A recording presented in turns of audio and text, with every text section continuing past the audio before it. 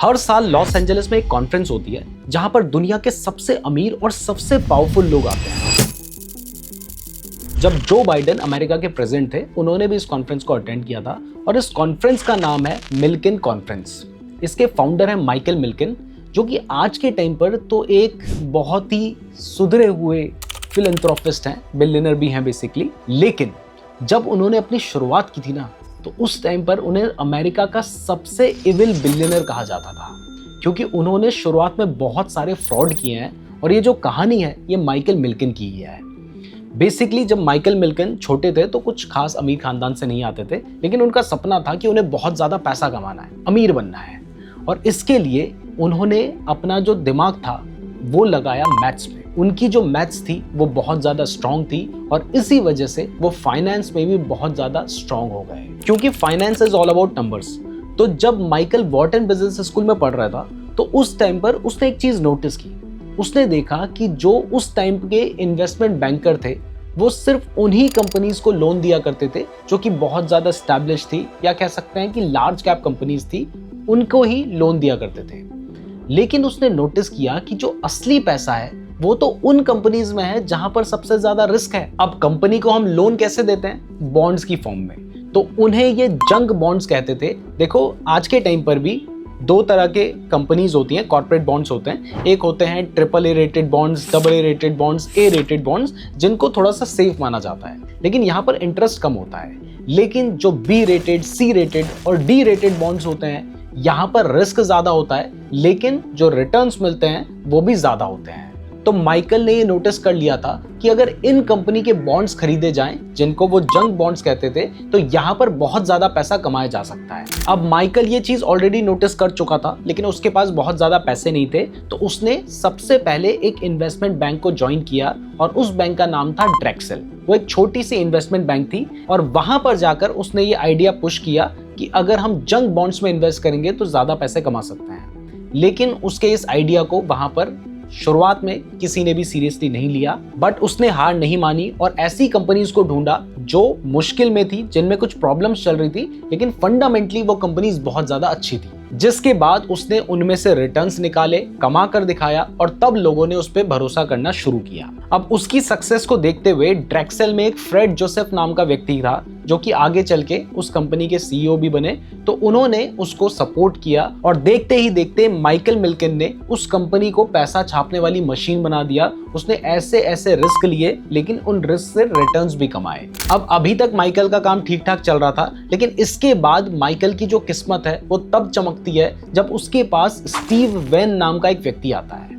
ये व्यक्ति उससे अपनी कंपनी में इन्वेस्ट करने के लिए बोलता है, लोन देने के लिए बोलता है, क्योंकि वो एक बड़ा कसिनो बनाना चाहता था, लेकिन उसे इस काम के लिए कोई भी लोन नहीं दे रहा था। तो इस काम के लिए माइकल ने जंक बॉन्ड्स के थ्रू $160 मिलियन उसके लिए रेज किए और ऐसे अमेरिका की अटलांटिक सिटी में उसने गोल्डन नगेट कसिनो खड़ा करवा दिया। अब जब ये कसिनो बन के तैयार हुआ तो ये बहुत ही ज्यादा सक्सेसफुल था और आज के टाइम पर स्टीव वैन एक बहुत बड़ा नाम है। तो माइकल ने सबसे बड़ा हाथ जो था वो यहीं पर मारा था और इसके बाद माइकल बहुत ज्यादा पावरफुल हो चुका था, क्योंकि अब माइकल सिर्फ लोन नहीं दे रहा था, अब वो बड़ी बड़ी कंपनीज को अपने कंट्रोल में करने के लिए लोगों की मदद कर रहा था, जिसको हॉस्टाइल टेकओवर बोलते हैं। उसने नेल्सन पेल्ट्स की मदद की, एक बहुत बड़ी कंपनी नेशनल कैन को खरीदने के लिए। ऐसे ही रोनाल्ड पेरलमैन नाम के एक व्यक्ति ने माइकल के पैसे के दम पर रेवलॉन जैसी आइकनिक कंपनी को भी खरीदा। मतलब वो जिस कंपनी को खरीदना चाहे उस कंपनी को खरीदने लगा था और ऐसे करते करते वो इतना ज्यादा पावरफुल हो गया था कि कैलिफोर्निया में रहते हुए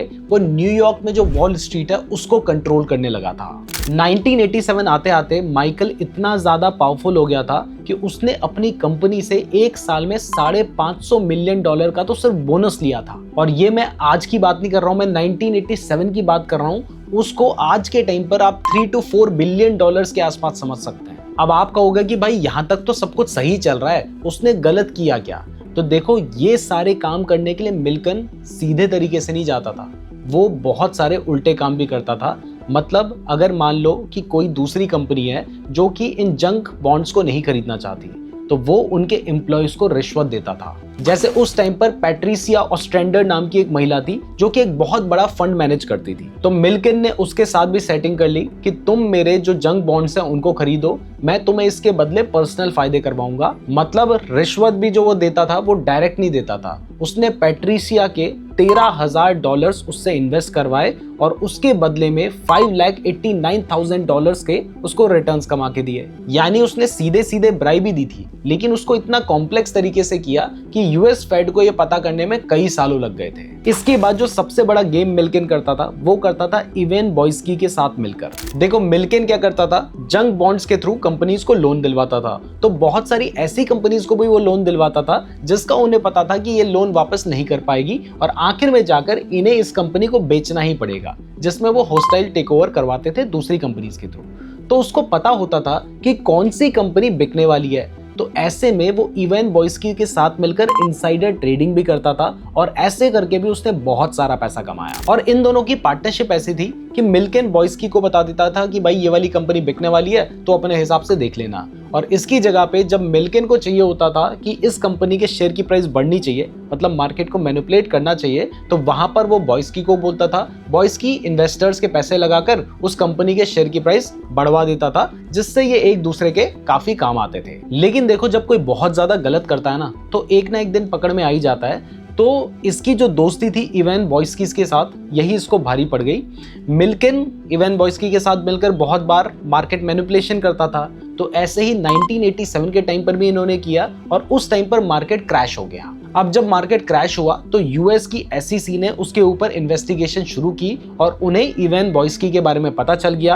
अब जब इवेन बॉयस्की पकड़ा गया तो अपनी सजा को कम करवाने के लिए उसने माइकल मिल्किन का नाम भी ले लिया, जिसके बाद माइकल मिल्किन की प्रॉब्लम शुरू हो गई। मिल्किन ने खुद को बचाने के लिए $500 मिलियन का फाइन देने की भी बात कही, जो कि उस टाइम पर कुछ बिलियन डॉलर्स के आसपास होता, लेकिन बात नहीं बनी। इसके चलते ही 1990s में उसने अपनी गलतियों को एक्सेप्ट किया, जिसके बाद उसे 10 साल की जेल और $600 मिलियन का जुर्माना चुकाना पड़ा। अब आपको लग रहा होगा कि यहाँ पे कहानी खत्म हो गई, लेकिन यहीं पर माइकल की असली कहानी शुरू होती है। माइकल ने सिर्फ 22 महीने जेल में बिताए, उसके बाद वो किसी भी रीजन से बाहर निकल गया, क्योंकि माइकल के पास बहुत पैसे थे। उसके बाद उसने कैंसर रिसर्च के लिए बहुत सारा डोनेशन किया, बहुत सारे अच्छे काम किए, जिसके बाद आज बड़े बड़े चैनल्स उसका इंटरव्यू लेते हैं, उसको एक विजनरी बताते हैं और उसके जो पुराने कांड है वो सब भूल चुके हैं। इवन 2020 में डोनाल्ड ट्रंप ने उसे पूरी तरीके से पार्डन दे दिया। आज वो $6 बिलियन का मालिक है और आराम से लॉस एंजलिस में रहता है। तो इससे हमें ये समझ आता है कि अगर आपके पास बहुत सारा पैसा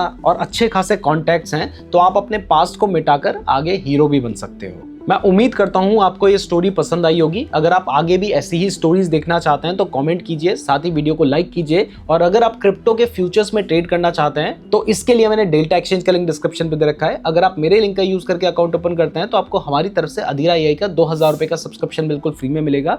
उसके लिए गूगल फॉर्म का लिंक भी डिस्क्रिप्शन में दे रखा है। अगर आप क्रिप्टो ट्रेडिंग के बारे में डिटेल में जानना चाहते हैं तो ये वाली वीडियो देख लीजिएगा। और अधीरा AI का फ्री सब्सक्रिप्शन किस काम आता है ये समझना चाहते हो तो ये वाली वीडियो देख लेना। धन्यवाद।